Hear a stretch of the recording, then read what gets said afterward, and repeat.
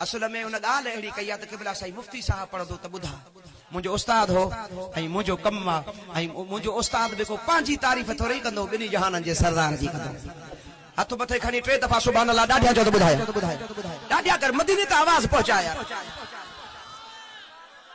ओ तुझे शान मथा कुर्बानो नबी तुझे शान मथा कुर्बानो नबी घोड़ा बार बचा जिंद जान नबी तुझे शान मथा चो कुर्बानो नबी तुझे कुर्बानो नबी घोड़ा बार बचा जिंद जान तुझे शान मथा बिना पाछे तो जो पाको जो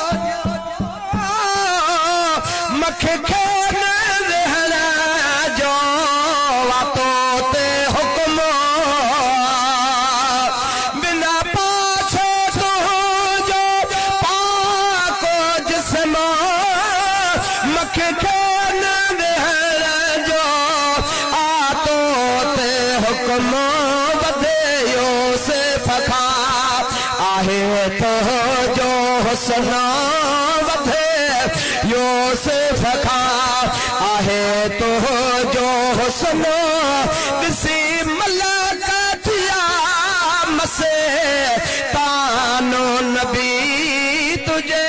शान मथा चो न कुर्बानो ई तुझे शान मथा घोड़ा बार बचा जिंदो जान नबी तुझे मेरा जो तोखे जिस्मानी थो सारो सैरो तोखे सुबहानी थो मेरा जो तोखे जिस्मानी थो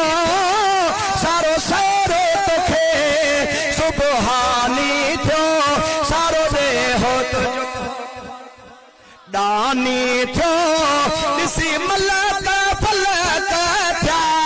हैरानो नबी शान मथा चो कुर्बान शान मथा कुर घोड़ा बार बचा जिंदो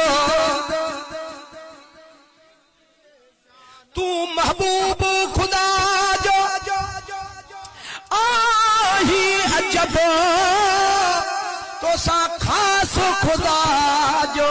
आहे कुर्ब मन रानी फकत राल हक महबूब अज मुखे दिसी दुनिया ते ऐलान कत जई मां मोहम्मद के ॾिठो त हक खे तू महबूब खुदा जो आही अजब तो सा खास खुदा जो आहे कुर्ब लौला के लमा सोहे तो खेल कब तुझे लाए जुड़िया बई जहान नबी तुझे शान कुर्बानो नबी घोड़ा बार बचा जिंदो हानी हजरत गुलाम रसूल जतो ही तो चेथो मां गुलाम रसूल आया तुझो हिते मेरा बपुर में छाहे मुझो